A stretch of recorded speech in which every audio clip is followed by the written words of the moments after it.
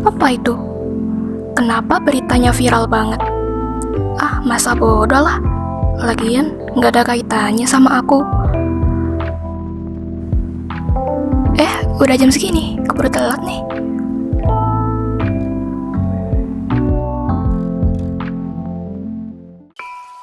Loh, bajuku kok beda?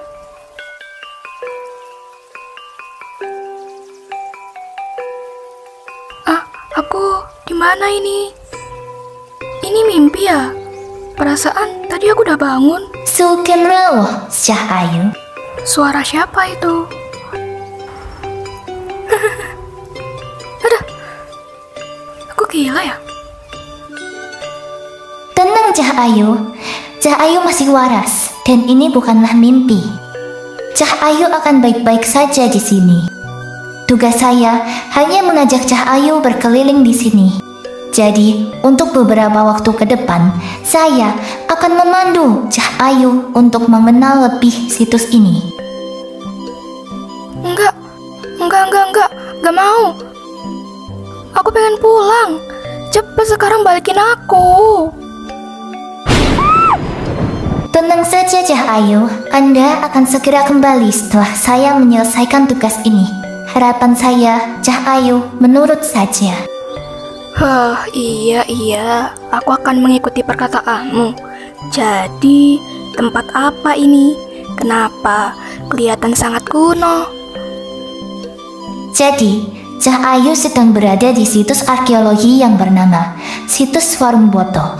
Situs Warungboto, atau bisa disebut juga dengan nama Pesanggrahan Rejo Winangun, merupakan sebuah situs bersejarah dari abad ke-18. Situs ini dahulunya adalah salah satu dari beberapa pesanggrahan untuk raja dan keluarga yang dibangun oleh Sri Sultan Hamengkubuwono II pada saat beliau masih menjadi putra mahkota, tepatnya pada tahun 1785 Masehi.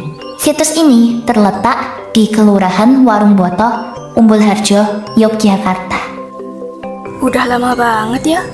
Tapi tunggu deh, aku mau tanya. Tadi katamu salah satu dari beberapa pesanggrahan yang dibuat. Maksudnya, Sultan dulunya banyak buat pesanggrahan gitu? Dan waktu beliau masih menjadi putra mahkota, berarti belum menjabat sebagai Sultan dong. Betul sekali Cah Ayu. Jadi, Sri Sultan Hamengkubuwono II dikenal sangat menyukai dan membangun banyak pesanggrahan sejak menjadi putra mahkota sampai masa pemerintahannya sebagai Sri Sultan Hamengkubuwono II atau sekitar tahun 1765 sampai 1792 Masehi. Beliau sudah membangun beberapa pesanggrahan seperti Pesanggrahan Purworejo, Pesanggrahan Pelem Sewu, Pesanggrahan Rejo Kusumo, sampai dengan Pesanggrahan Rejo Winangun ini.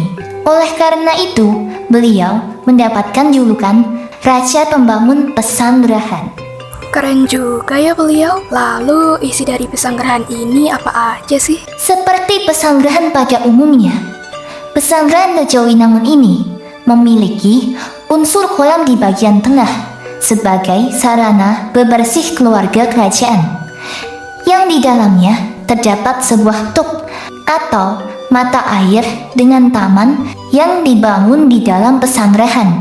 Air yang keluar dari tuk tersebut ditampung di kolam, kemudian digunakan sebagai tempat peristirahatan atau sarana permandian untuk raja dan keluarga. Namun sayangnya, mata air tersebut kini sudah tidak keluar, yang menjadikan kolam ini menjadi kering. Selain kolam, komponen bangunan yang masih dapat diidentifikasi di situs ini antara lain relung, jendela, dan pintu masuk dengan arsitektur kubah.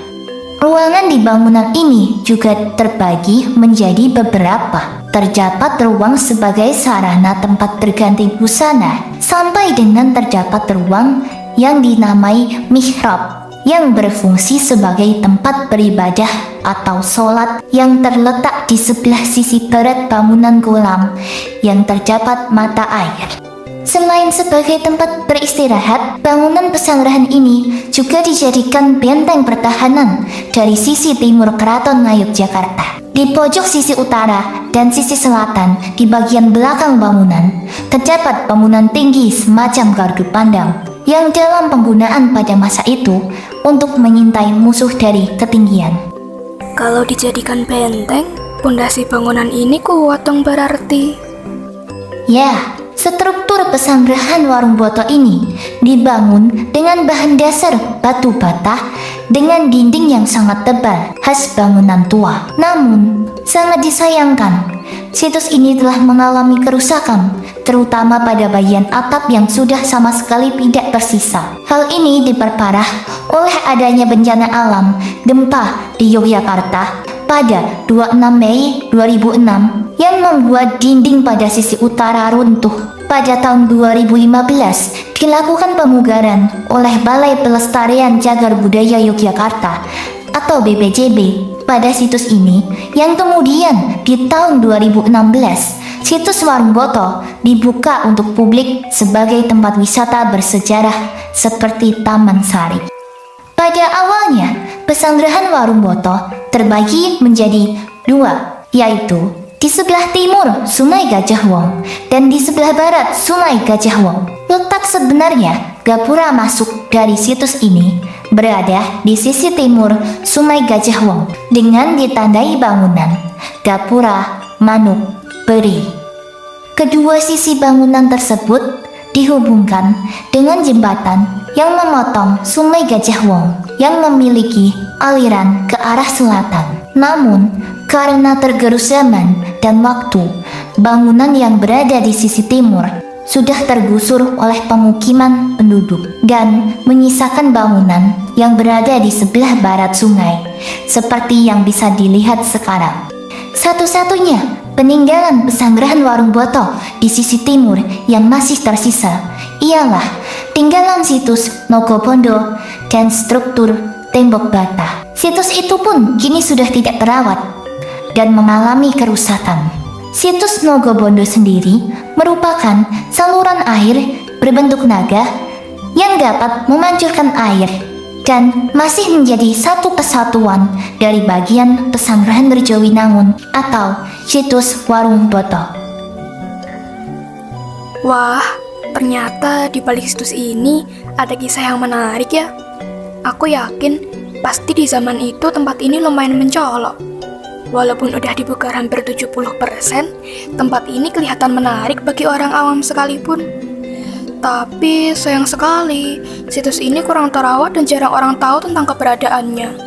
Mungkin kedepannya aku bakal jadi salah satu orang yang mengelola situs-situs semacam ini supaya nggak terbengkalai.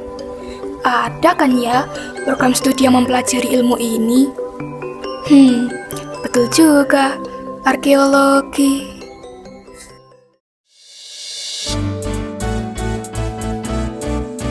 Fakultas Ilmu Budaya. Akhirnya aku jadi mahasiswa arkeologi UGM. Ya, jalanku baru dimulai sih.